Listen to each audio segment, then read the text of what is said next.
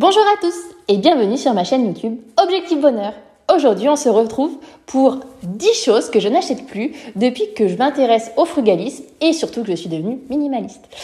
Alors, la première chose que je n'achète plus, c'est la lessive. Mais ça fait bien longtemps maintenant. Je dirais que ça fait depuis 2017. C'est depuis que j'ai eu mon premier garçon. Avant, j'achetais à peu près un bidon tous les 2 mois, 30 lavages, c'est ça, une machine tous les 2 jours, pardon.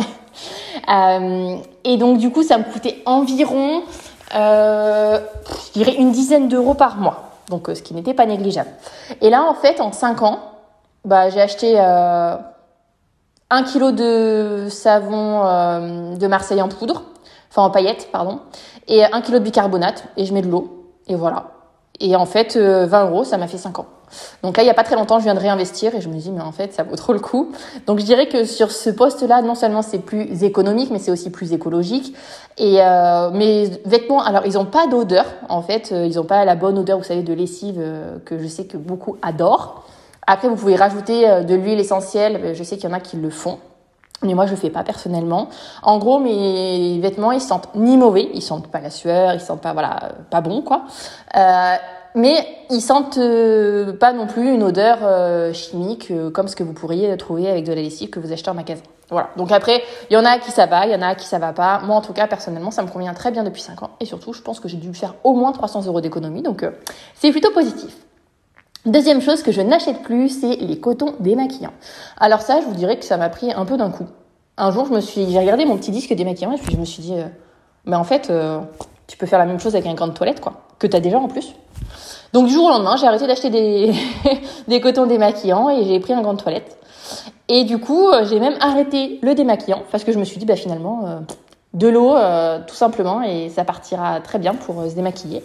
Et en fait, comme je me maquille pas beaucoup, finalement, de l'eau et un gant et un peu d'huile de coude, ça part tout de suite. Et si jamais j'abuse un peu plus en termes de maquillage, bien sûr, là, ça va être avec un petit peu de savon. Mais clairement, c'est très, très rare que j'ai besoin de plus que de l'eau pour me démaquiller. Je sais que parmi vous, il y a beaucoup de mamans qui m'écoutent et qui se maquillent pas énormément. Donc voilà, si vous vous maquillez pas énormément, clairement, de l'eau, ça suffit. Après, bien sûr, je mets de la crème hydratante. Je mets quelques produits sur mon visage parce que sinon j'ai la peau sèche. On a tous des peaux différentes, donc il faut forcément en prendre soin. Mais clairement, que ce soit le gommage, en fait, je prends mon gant, je frotte un peu plus et finalement, ça marche très très bien pour enlever un peu les petites aspérités que j'ai sur la peau. Et finalement, ça coûte rien du tout. Donc, économie sur les cotons démaquillants et le démaquillant. Donc ça, c'était la deuxième et troisième chose. La quatrième chose que je n'achète plus, c'est le liniment, pardon. Alors en fait, ça, je dirais que pour mon premier, j'ai peut-être utilisé le liniment pendant 6 mois environ.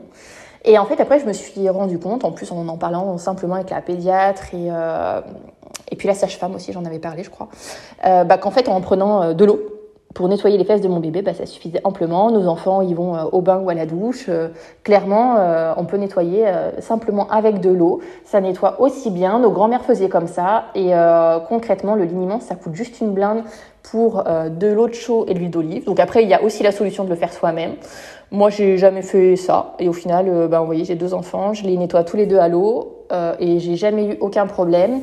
J'ai eu vite fait quelques fesses rouges parfois quand les dents sortaient, mais franchement sinon rien du tout, quoi. Vraiment, c'est bon, rien à dire. Alors qu'au contraire, quand j'avais le liniment, il y a eu des fois où justement j'avais des fesses rouges. Donc voilà, je sais pas si c'est lié ou pas lié. En tout cas, moi le liniment c'est terminé. Donc là aussi, je pense que j'ai fait de sacrées économies parce que je pense que c'était à peu près 10 euros par mois par enfant, et sachant que c'est jusqu'à ce qu'ils arrêtent la couche. Voilà, ça chiffre vite. La 5e chose que je n'achète plus, c'est le sopalin. Alors le sopalin, là aussi, ça fait longtemps que j'en achète plus. Alors quand je dis longtemps, je pense que c'est pareil, c'est l'arrivée de mon premier enfant qui a été un peu un déclic. Je me disais, oh là là, tout ce papier qu'on jette à la poubelle, vraiment, ça me fait mal au cœur. Surtout que souvent, je m'en servais plus pour me moucher ou après, faire la poussière, les trucs que vous faites avec du sopalin ou quelqu'un qui a renversé quelque chose, j'essuyais avec. Et puis, en fait, je me rendais compte que quand j'avais plus de sopalin, je me servais soit de mes torchons pour éponger, ou en tout cas, je trouvais des solutions intermédiaires. Et je me suis dit, ok, bon, si t'achètes plus de sopalin, comment tu fais ? Donc, j'ai réfléchi. Et en fait, j'ai investi donc pour ça et autre chose, je vais vous en parler ensuite, dans des petits chiffons microfibres. Donc j'en ai acheté une dizaine. Alors à l'époque, j'ai dû les payer, je sais pas moi, 5 € les 10 à Casto. Et alors Casto ou ailleurs, c'est juste que je les avais achetés à Casto à l'époque parce qu'on faisait les travaux. Et en fait, maintenant, quand quelqu'un renverse quelque chose, je prends mon chiffon microfibre sec et je l'éponge avec. Si jamais j'ai un de mes enfants qui a du chocolat autour de la bouche, je prends un chiffon microfibre propre, un peu d'eau et je lui essuie le contour de la bouche avec. Alors, je me bouge pas avec, par contre. Ça, voilà, je fais pas ça comme ça. Je prends des mouchoirs classiques. Mais voilà, en tout cas, tout ce que vous pouvez faire avec le sopalin, vous pouvez le faire avec un chiffon microfibre, que ce soit sec, humide ou mouillé. Et du coup, ça va être la 6e chose que je n'achète plus, ce sont les éponges. En fait, je prends mes microfibres aussi pour faire la vaisselle ou nettoyer les surfaces. Donc, je tourne avec une dizaine en tout. Donc, dès que je fais une machine à laver, clairement, il y a un chiffon microfibre ou plusieurs dans ma machine. Mais au final, je trouve ça vachement plus hygiénique parce que l'éponge qui traîne dans l'évier, je sais pas, 1 semaine, 2 semaines, je trouve ça hyper plein de microbes. Alors que là, finalement, tous les jours ou tous les 2 jours, je change mon éponge microfibre. Et que pour mes enfants, du coup, j'en ai une séparément, évidemment. Je ne fais pas les surfaces et la bouche de mes enfants en même temps. Et donc voilà, je trouve que c'est plus économique, plus écologique, finalement plus propre aussi en termes d'hygiène. Et donc voilà, je passe tout à la machine et puis on n'en parle plus. Donc ça, c'était pour la 6e chose que je n'achète plus. Ensuite, la 7e chose que je n'achète plus, c'est des livres de cuisine. Alors il faut dire qu'en même temps, j'adore cuisiner. Mais j'adore cuisiner, vous savez, pas les pâtes de tous les jours. J'adore faire des petites recettes. Donc quand j'allais à Cultura, clairement, c'était très difficile pour moi de résister. Et c'est encore difficile, mais par contre, ce que je me dis, c'est que tout ce que je peux trouver en recette dans un livre, je peux le trouver également sur Internet. Aujourd'hui, vraiment, il y a plein de recettes sur Internet. Enfin, vous avez accès à tout, en fait, avec Internet. Et avant, je prenais même des abonnements pour... j'ai un robot ménager, voilà, qui pouvait... marcher avec un abonnement pour avoir des recettes. Et ça, j'ai arrêté aussi parce qu'en fait, je trouve tout sur Internet. Et du coup, ça me coûte 0. Et en plus de ça, ça évite d'encombrer l'espace que j'ai à l'intérieur de chez moi. Donc, tous mes livres de recettes, c'est où je les ai donnés, où je les ai revendus. J'en ai encore quelques-uns avant. Mais voilà, clairement, je dois en avoir maintenant 4 ou 5 à tout casser, que j'ai envie de garder parce que je les aime. Et que voilà, on a le droit de garder les choses qui nous font plaisir. Mais en tout cas, j'en achète plus de nouveaux et je ne veux pas non plus qu'on m'en offre parce que c'est vraiment quelque chose que je trouve inutile étant donné que vraiment, avec notre téléphone, on peut avoir accès à absolument tout. D'ailleurs, j'en parle dans un podcast. La 8e chose que je n'achète plus, alors c'est l'agenda papier. Ouh là, je sais qu'il y en a qui adorent avoir des agendas papier. Alors déjà, j'en ai testé plusieurs et puis en fait, je me rendais compte que... c'est pas fait pour moi dans le sens où les premières semaines je suis à fond, je remplis bien tout comme il faut, puis au bout de 1 mois, 2 mois, ça y est, c'est fini, les bonnes habitudes se sont envolées et je ne remplis plus. Et au final, mes rendez-vous, je les note sur mon téléphone, sur mon agenda classique. Donc, non seulement j'ai décidé d'économiser du papier et aussi de l'argent, parce que ça me coûtait quand même en général entre 15 et 30 € selon l'agenda que je choisissais. Donc maintenant, je fais tout sur mon téléphone, avec le truc... alors moi, j'ai un iPhone, donc sur le truc Apple... classique, rien d'extraordinaire et au final je m'en sors très bien comme ça, j'oublie rien. En plus les rendez-vous médicaux, bien souvent vous avez des messages qui vous rappellent ou des notifications en fonction des applications, etc. Vous avez pris le rendez-vous. Donc clairement l'agenda papier, j'y vois plus beaucoup d'intérêt pour moi en tout cas, parce que je sais qu'il y en a qui font leur budget dessus, il y en a qui font aussi leurs petites notes, qui font leur petit tracker d'habitude, voilà. C'est vraiment propre à chacun là, encore une fois, mais en tout cas moi c'est ce que j'ai décidé de ne plus acheter. Et du coup, ça libère mon sac à main ou mon salon ou mon bureau en fonction de là où je le laissais traîner. Ensuite, je n'achète plus, en 9e chose, une multitude de produits ménagers. Alors là aussi, ça fait un petit moment quand même que j'en achète plus, mis à part le produit pour le sol où là je suis encore en transition. Mais sinon, clairement, je fais tout ou avec du vinaigre ou avec du bicarbonate de soude ou avec... de la poudre en cristaux, voilà, ça suffit. Clairement, ça me suffit. Même quand j'ai des taches récalcitrantes, que ce soit dans mes casseroles ou sur ma plaque de cuisson, ça fonctionne. Sachant qu'on vient d'emménager dans une maison neuve, je me suis rendu compte que pour le sol, en fait, il n'y avait rien de plus efficace pour faire briller mon carrelage que le vinaigre blanc. Parce qu'on a eu beaucoup de poussière à placo et finalement, j'avais acheté plein de produits, de la laitance, enfin des trucs pour la laitance et tout. Ça m'a coûté, sans vous mentir, au moins 100 € quand j'ai emménagé, de produits pour enlever tout ce qui restait des travaux.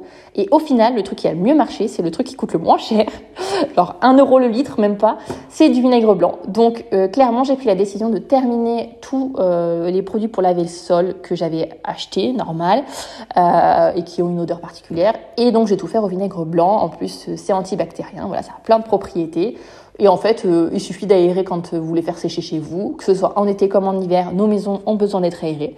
Donc voilà, et en fait l'odeur ne reste pas, ça ne pue pas le vinaigre quand on rentre chez moi. En fait c'est vraiment juste au moment où vous frottez où ça sent, mais après on s'habitue très bien à l'odeur et en plus ça s'en va très vite. Donc là aussi ça me fait économiser énormément d'argent parce que sinon vous avez un produit pour nettoyer le four, un produit pour nettoyer la plaque, un produit pour nettoyer le sol, un produit pour faire les vitres, un produit pour faire les poussières, un produit pour la salle de bain, un produit pour les toilettes, enfin bon bref, vous avez un produit pour chaque truc et clairement le meuble sous évier n'est jamais assez grand pour contenir tout ce que vous achetez.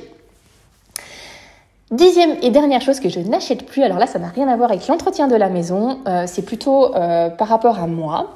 Quand j'étais jeune, avec mes copines je faisais les magasins, parce que j'ai pas toujours été minimaliste non plus, et j'adorais acheter des bijoux.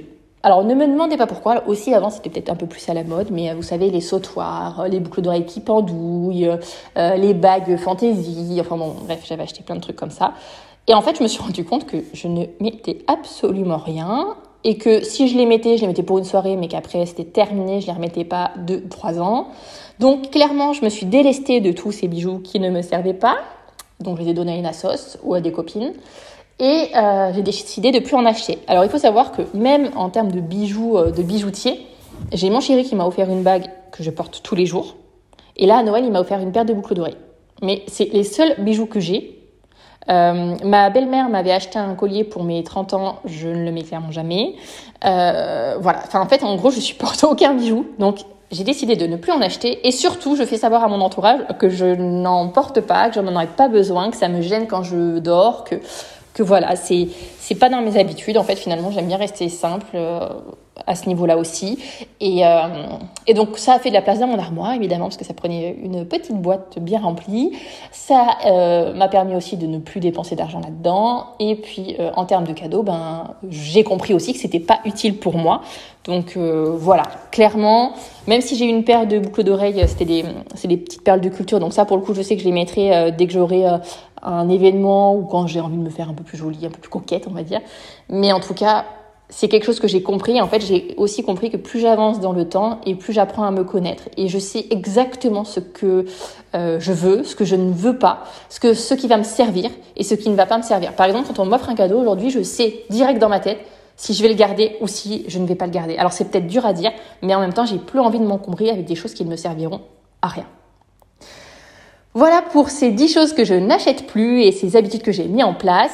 Si vous avez aimé cette vidéo, n'hésitez pas à liker, commenter comme d'habitude. Abonnez-vous pour n'en louper plus aucune. Et puis moi, je vous dis à très vite pour un prochain podcast.